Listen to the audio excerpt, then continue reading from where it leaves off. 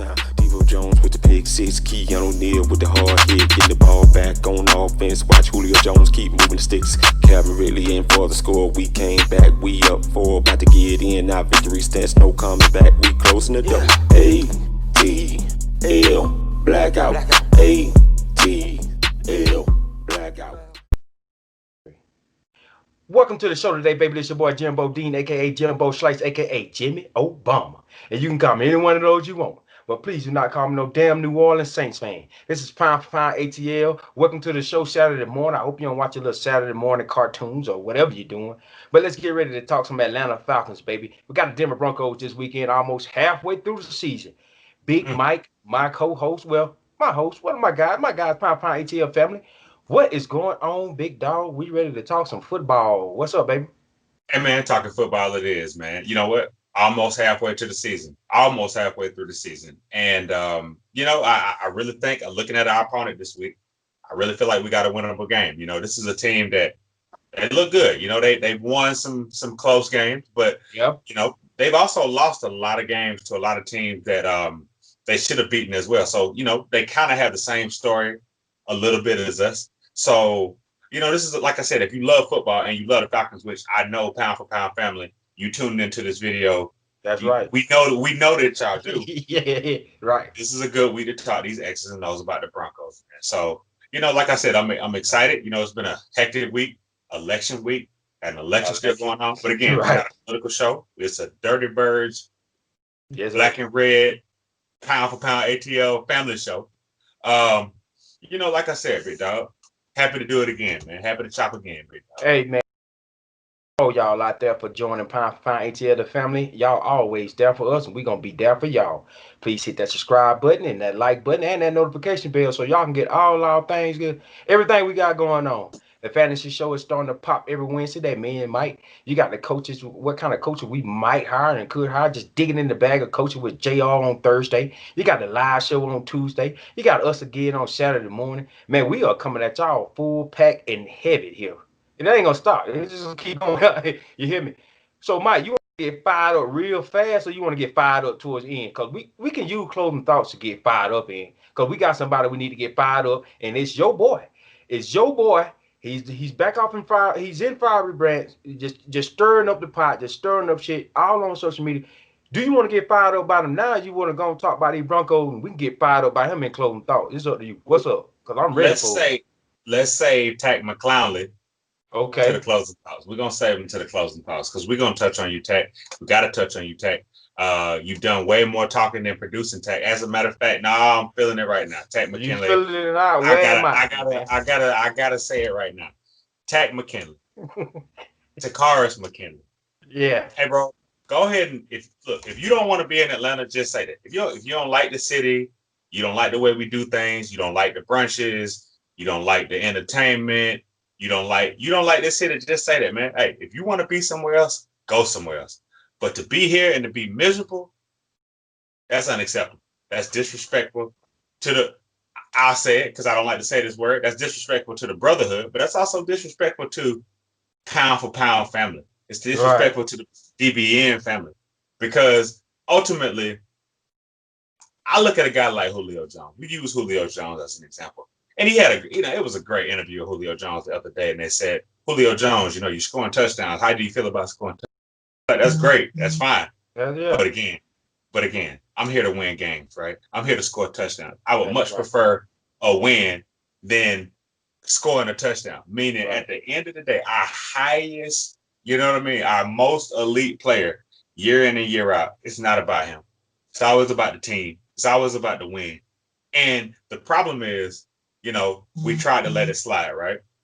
We've tried to allow, maybe he'll, tackle come around, right? Yeah. Maybe he'll be a culture fit, right? But to be honest with you, if you don't want to be here, you can roll, bro. You know what I mean? We talked about this. We talked about the attitude.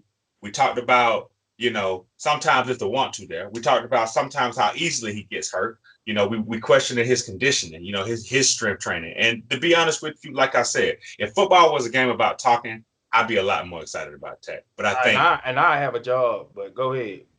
Right.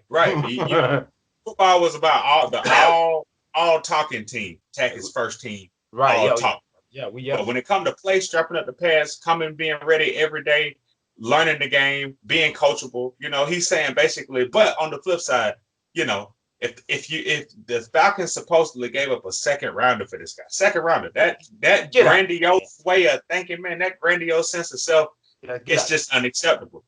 Falcons, we gotta find people that want to be here. Now, true enough, you know what? It seems like most of the guys that wanted to be here, but those guys like that, if they really don't want to be here, if they're begging you to trade them, why not? It's almost like take me out of my misery. Let him Yeah. go. Let him go.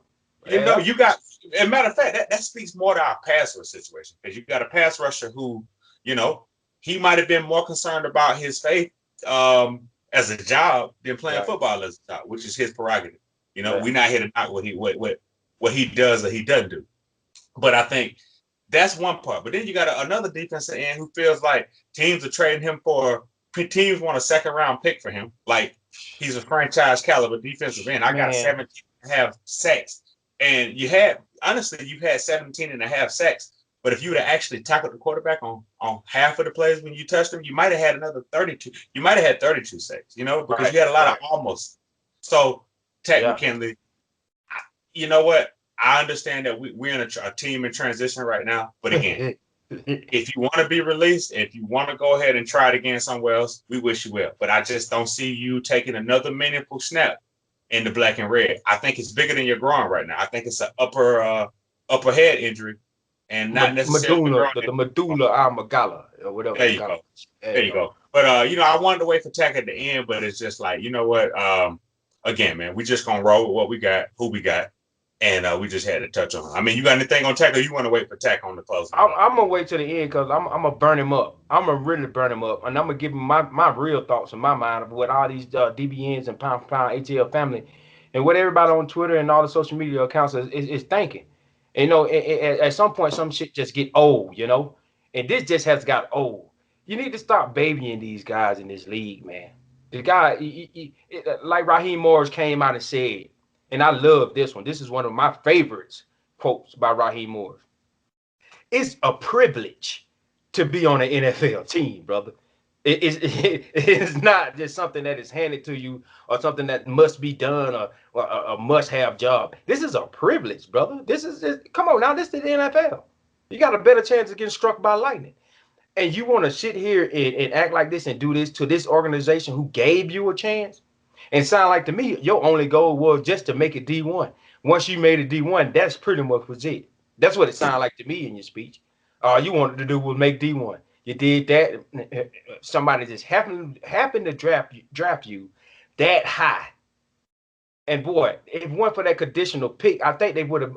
Because that's kind of confusing me too, Mike. If you want to touch on that too, because if we let him go, what about that conditional pick and all this good stuff? At this point, I'm saying hell with the conditional pick. He's the counselor in the locker room. Somebody's gonna beat him up. If they ain't already beat him up, somebody need to swing on him, man. Okay, what kind of locker room we got over there? Is that's a real soft little marshmallowy locker room. If that were D Block, they would have been hit him in the mouth. Okay, look here, man. He ain't produced. He injury prone. Somebody gonna beat him up, and it just need to happen. Seem like. But Thomas Dimitroff, he is justifying him and Victor Beasley is justifying why you are not here right now. They are justifying that. They are making off the blanks of Rich McKay saying, okay, we did the right thing by letting him go as well. When a lot of people and myself, I can blame myself too for saying that Thomas Dimitroff was a good GM for at a certain point. He was, yes. But when it comes to Victor Beasley and Tat McKinley, and if Tat McKinley is telling the truth, which I really doubt he is, he can stop lying. He lying like a rug, Mike. Ain't nobody turned down no second round pick for no Tat McKinley. If you did, you out of your goddamn mind. And if Thomas Dimitroff, if you did, but Tat said it though. Carl Dimitroff, he'll tell you he turned down a second round pick for him. And Dimitroff, if you did that, I'm glad you're gone, buddy. Adios. I'm glad you got what you got. Because if you turn down a second round pick for this bullshit, Lord have mercy. But how you feel about that? And then we're gonna move on to the Broncos because I ain't even gonna get him in closing thought. That's it for me. How you feel about that conditional fifth round, what is this, a fifth round pick or something? We cut him, we'll lose. How you feel about that? Because a lot of fans saying just let him sit, man. So we don't. At least we'll keep that conditional pick. How you feel about that? Let him go. How you feel, Mike? You know what? I won't operate. I won't answer that question off emotion. I'll get a business answer, and I'll say, you know what? Keep him. Let him sit. Let him be frustrated because he's highly paid and frustrated. Let's be honest with Okay, you. You yeah, know what I mean? no When question you about highly paid and frustrated, people care about it. you in a different way, right? Yeah, When you yeah, broke and you frustrated, yeah. it's rough. You know what I mean? I Mhm. might be worried about the safety of another human being right now. But when you got a lot of money and you're frustrated, you can just chill and wait. And when it's your time to go play for somebody else, go play for somebody else. But if you are contractually obligated to the Atlanta Falcons, Yeah. ultimately just sit on the sideline and mope under your breath, to be honest with you, because you're not out there, to be honest with you. And I really think Charles Harris is negligible. You know, when we put Charles Harris out there, Oh nobody's yeah. going to really think like, Oh yeah. man, Yeah. Tack McKinley ain't out here. I think Yeah. Charles Harris has done what you've asked him to do. He hadn't Right. said a word. We barely even interviewed him. He might Right. not have said anything as a Falcons that I've heard just yet, you know, other than he's glad to be here. Ultimately, we need more defensive ends that are glad to be here. Again, P4P family. Y'all were hard on Dante Fowler, but Dante Fowler's been able to come around. Dante Fowler is still a guy that when we go to war, which football is a war, every NFL game is a war, he is a Yeah. guy that you want going to war with you. You Right. want him going to war with you. Now, true enough, he may take some plays off, but my God, when he's on and he's making things happen, he can be a disruptor on his defense. We need more defensive ends that want to be here. And to be honest with you, I think that as a part of our overhaul, we really got to be intentional about getting Dante Fowler a partner that also wants to be here, other than a Charles Harris. You know what I'm saying? Because Yeah. that's just a Oh yeah. position in need. But like I said, if you think about it, think about how good our team. Now we've underperformed over the last 3 to 4 years, but with defensive ends like Tack McKinley and Victor Beasley running our team, you know what I mean? Bro, that conditional pick, we need it because we need to Indeed. take our chance. We need to take our chance, and we may not find them and hope, cross our fingers, we find another Grady Jarrett. We find Right. somebody that we can build because good teams, they organically build pass rusher. You might be lucky enough to get a pass rusher on the market, but more than likely, you got a Khalil Mack. You got a lot of these guys. Those guys might be chess pieces and tradable, but more than likely, you're going to catch those guys franchise tag by their team, given the re-extension by your team. It's seldom you get a marquee pass rusher in free agency. We got to do a better job of finding pass rushers with functional skill sets that want to be here, that are not all talk. Because I thought we needed a tech at the time, bro. To be honest with you, I I did really too. thought I we kind needed of it. did too. You ain't by But yourself on. yeah, I thought we needed it at the time, but honestly, sometimes louder is not always better. Sometimes loud Right. is just loud. Yeah. Sometimes loud is just insecurity that Hmm. I'm not a good football player. Sometimes you're a quiet, sorry football player. People are like, oh, okay, he sucked and he don't say much. But sometimes you loud and you suck. And then you get, these kind of videos like we doing right now on people. Anyway, enough on tech, bro. Okay, We enough about talk tech, about man. Let's move on to these Denver Broncos. Howdy ho, Denver Broncos. Bring it on. We're ready. This is a winnable game, Mike. It's gonna be interesting. Now, what defense shows up for us is gonna say it's gonna say a lot in this game. And I do believe if the defense that we don't have the last 3 weeks show up, we're gonna bust them open. Now, a lot of people are saying this game might be a shootout, Mike. I don't know, man. But you got to worry about Judy over there. You got to worry about what's his name, Philip Lindsay at running back. You got Melvin Gordon. They lock at quarterback, which is not too much, but it's a tight end position that kind of worried me. Noah Fant is he can bust you open now. But I live out here in Colorado, but they haven't practiced yesterday. They didn't practice at all. They got some COVID-19 stuff going on. They also gonna be missing their offensive coordinator, I think, or their offensive line coach. He's on the COVID-19 list, so he might not even be on the field. I don't know what they're gonna do virtually for him, but he's not even gonna be on the field. So with them missing a week of practice, 1 day of practice in this game week coming up, that kind of puts us ahead of the eight ball. This is I want to say what is going to determine this game for me, what decipher this game for me, the X factor. And he's always the X factor. He's the godfather himself, and that's Matt Ryan. Matt Ryan stands out in this game bigger than anybody besides Julio Jones on both sides of the ball, on both sides of the team for me. I think Matt Ryan can easily blow up for 340 and 3 touchdowns in this game. So watch out for that. Matt Ryan is the X factor right here, right now. He's the most experienced quarterback for both teams, and Locke for them has been struggling. So I don't know about a shootout. If this defense show up, they're gonna get shut down, and I think Matt Ryan's gonna blow wide open. Him and Julio Jones. Julio Jones gonna have a big game. Now, like I said, I can see them winning this game, but I can also see them losing this game, though, Mike, because they got a Nick Chubb, which is a very aggressive pass rusher. And you know who Nick Chubb is, North Carolina State, standout that got drafted by him. And what's his name? Bradley Chubb. I mean Bradley Yes, Chubb, sir. Nick Chubb's cousin. My bad, from I Chubb got County. you. I My got bad. you. I got you. But you know who that is, though. Any Yes, sir. concerns? Any concerns when it comes to this Broncos versus Falcons this Sunday? Any concerns? What stand out to you, man? Well, I think it's another trench warfare game, and I think I'll start with what concerns me about the Broncos because the Broncos throw the ball so much because their offensive line, especially from a run blocking standpoint, is so weak. The Denver Broncos surprisingly have one of the weakest run blocking offensive lines in the league, which is why Drew Lock is throwing the ball 35 to 40 times a game, right? So the one thing that does concern me about this game is that it's going to require our linebackers to do a lot more coverage. You'll see a lot more. Here we Hopefully, go again. we'll have to rely a little bit more on coverage sacks, right? So, to be honest with you, with the way Foy Oluokun is playing and the way Deion Jones is playing, I really prefer them against a team that mixes up a little bit more with the run in the pass because it allows them to play a little bit closer to the line, blitz a little bit more, get those guys active, right? So, ideally, I don't want Deion Jones. I don't want Foy Oluokun doing a lot of covering because I think that they have been the two X factors for our defense. I think we're the most fundamentally sound at the linebacker position when they're able to, like I said, blitz and cover, right? So I do think that we will need to monitor those that Noah Fant,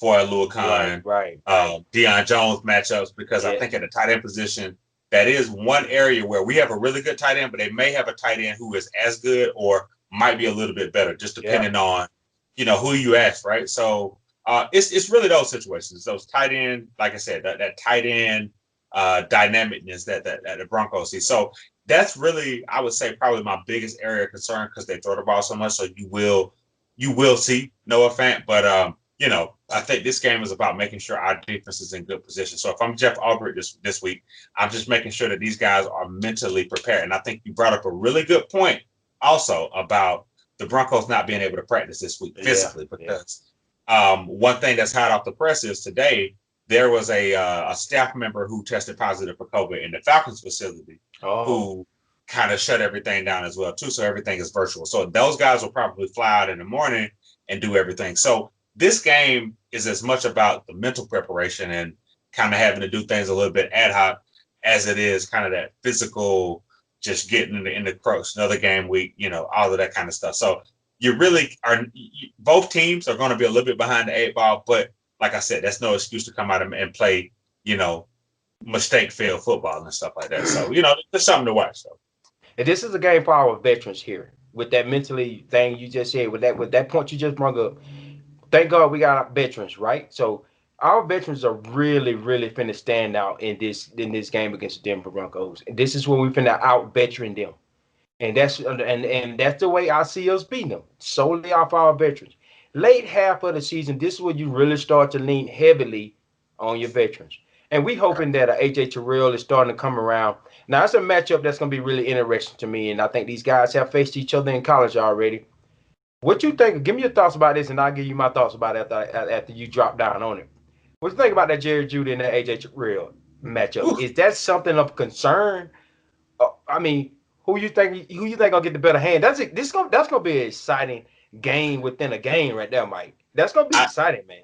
I like the way you framed it, to be honest with you. And I think there's nothing negative I'll take from it because it's really exciting. It's really why. Yeah. Oh yeah. Because let's be honest with you, without the Super Bowl on the line, all of that, we really can take a time to really focus on matchup. So if you really want a matchup to show you the future of the NFL, because these guys have battled each other in college, Alabama and Clemson have played each other. I thought that AJ Terrell played a pretty good game against Alabama when they played, right? I think that it'll be good on good. And I just look for that to be a game where, if I had to guess, I'd give Jerry Judy maybe 3 or 4 receptions. I don't know how many yards, but I do think he's athletic enough to get open just on our secondary because, Right. you'll see a lot more Bleedy Ray Wilson. But I think AJ Terrell has been, like I said, I saw the article about him being a bright spot. I would say not only has AJ Terrell been a bright spot, he's been one of the top 3 players on our defense consistent. Yeah. Like, regardless, Yeah. body of work, maturity, the position he puts himself in. He is a guy that will be a lockdown corner within the next couple of years because you see the pedigree, you see the way he goes about his business. And I put it to you like this: if you don't think that he has the qualities to become a lockdown corner, everybody grab your your magic ball and you look at Robert Alford on your team and you think about him grabbing the back of a receiver jersey and it's 3rd and 2 and it's a first down for the other team. Every time you think about AJ Terrell just another guy there, you think about what we've put out consistently over the last couple of years. And Robert Alford was not a horrible corner, but I'm just saying he wasn't AJ Terrell. AJ Terrell has the ability to be, like I said, I'm not saying he's a Hall of Famer, but I'm just saying he has to go and continue to make Pro Bowls and put on for the city of Atlanta. And he's an Atlanta guy. So again, I'm looking forward to it. I think it's a great matchup, to be honest. That's gonna be a good matchup to watch. That's a game within the game, and I advise y'all to feast your eyes on it because somebody's gonna get lit up and somebody's not. And I mean, DJ Moore the last game, 0 catches, right? Or something like that. Hey, look here, AJ Terrell, continue to do what you do. I'm ready to see you against Jerry Jeudy. That is going to be a sight to see. I mean, don't get me wrong now, pound for pound ATL family. Our secondary is ranked 31st in the league. Joe Wick Jr. saying it. We got to get better. Now, Joe Wick Jr., what we brought you in here for, brother? What did we bring? And we hyped you up going into this season. Please do not make us look bad, man. You're kind of killing us here, Joe Wick. You're killing us. 31st, but you're killing us bad. Now, injuries, they're not injuries now. Have played a role. Isaiah Oliver early struggles have played a role in this now. Don't get me wrong. Even with a little AJ Terrell struggles there a little bit too, have played their roles. But I think it's starting. I mean, Ricardo Allen, it has some factors has played a role in us being the 31st ranked secondary in the league, which is God knows is horrible. Which starting to lead towards us drafting a corner in with our first pick next year, Mike. No hands. And we're gonna get to that to the off season. Just stay tuned to Pound for Pound ATL. We gonna get to that. You better not worry about that, cause me and Mike love college football about as much as we love the NFL. So we gonna have some corners for y'all coming up here that the Falcons can possibly take first. And boy, it's gonna be real good. And I know Big Mike waiting for that because that really get us excited right there. So hold on, sir. watch yourself. Yes, sir. So that Jerry Jr. and AJ Terrell one gonna be a good one to watch. Please lock down. And here we go again talking about the linebackers got to cover in this game. Here we go again, and that's what they're gonna have to do. And look here now, the Broncos love to bring Philip Lindsay out of the backfield as a receiving running back. So here we go again now. Now, don't get me wrong. Our linebackers have been the mainstay of that defense besides Grady Jarrett in the past 4 weeks. And I think if we would have been blitzing Deion Jones like we've been blitzing him lately, boy, he'll be close to 10 sacks right now. There's no question about it. We just waited too late. Got a new coach that is utilizing that. Jeff Albrecht and Raheem Morris is utilizing his blitzing ability. Speed blitzing is a magnificent thing. It's hard to get away from that. And Deion Jones is starting to capitalize on that. And Foye Olakun is playing out of his mind. We're gonna have three. We're gonna have 3 Alabama receivers that was took in the first round, starting on the field this Sunday with the Denver Broncos and the Atlanta Falcons. I think that is some smooth. That's some smooth stats right there, big dog. You know what I'm saying? That's some smooth stuff. Jerry Jeudy, Julio Jones, and Kevin Ridley, all first round wide receivers out of the University of Alabama. That's some smooth stuff.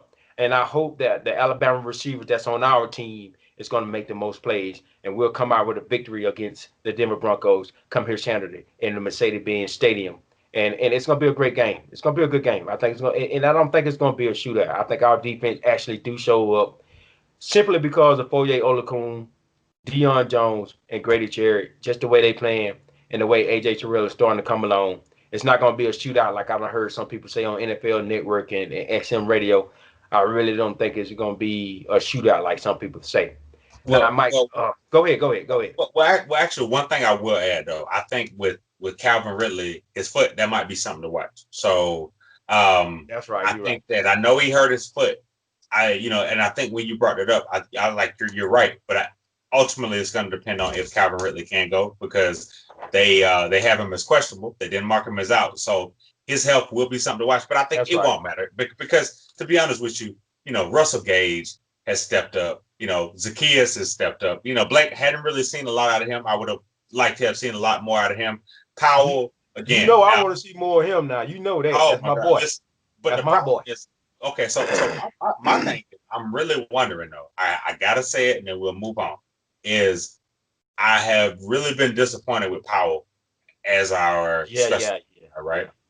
I really thought Chris Rowland would have been a little bit more dynamic. They see something we don't. They see these guys compete, but I really think, at this point in the season, give Chris Rowland a burn. I just think that he can give us a little bit of a spark, man. All it takes is one spark on special teams, and you can really ride 4 or 5 games of momentum, off of that kind of stuff. But we really haven't gotten anything out of the Powers. But anyway, like I said, we're going Broncos. So road.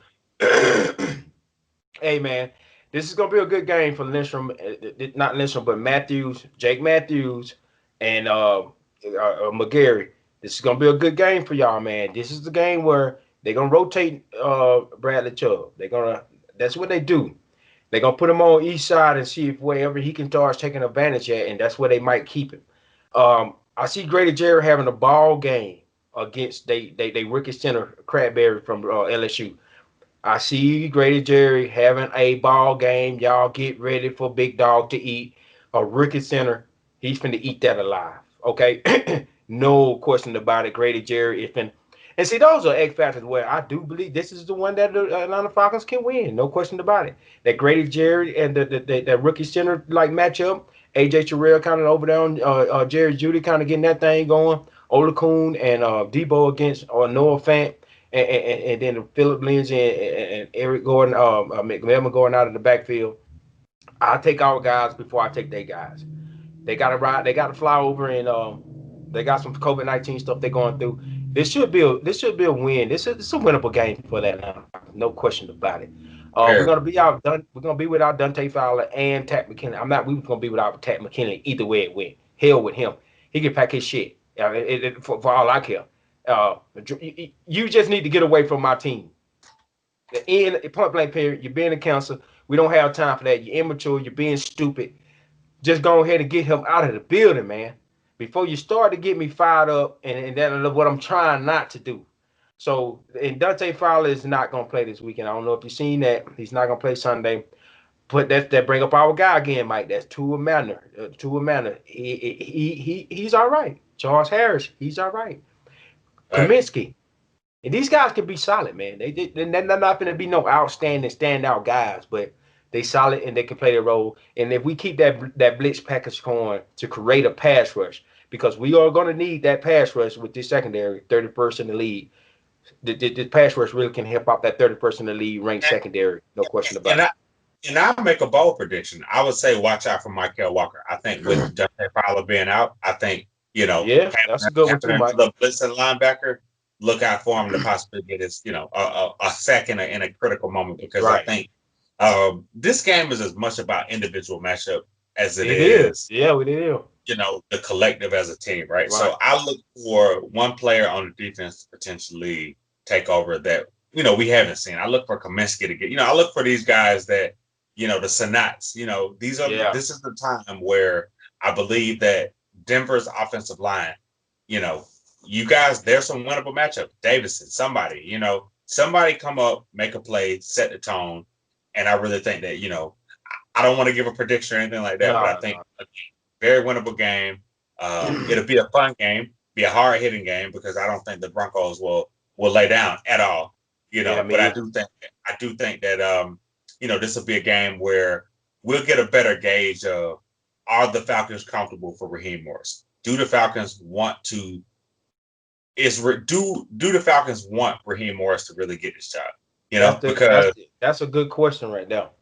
That's a really good one right there. He playing for his life. I mean, he coaching for his life right now. So will he continue to get these guys mentally ready to come and lay that dagger down? Because we need it. We need it on Sunday, man.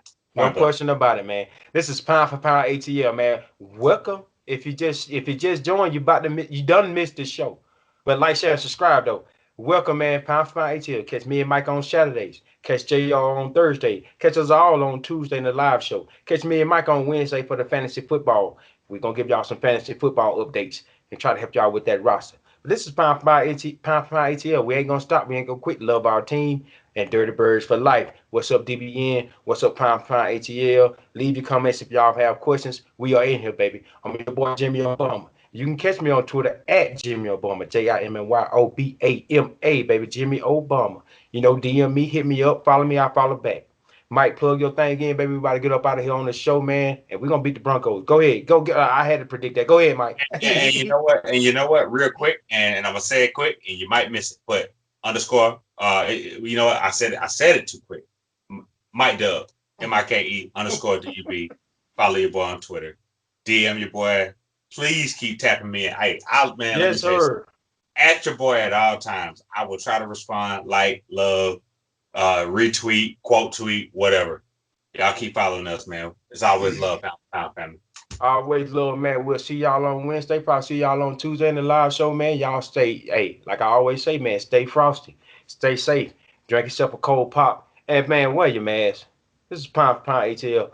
We'll see y'all. Rise up, man. Adios.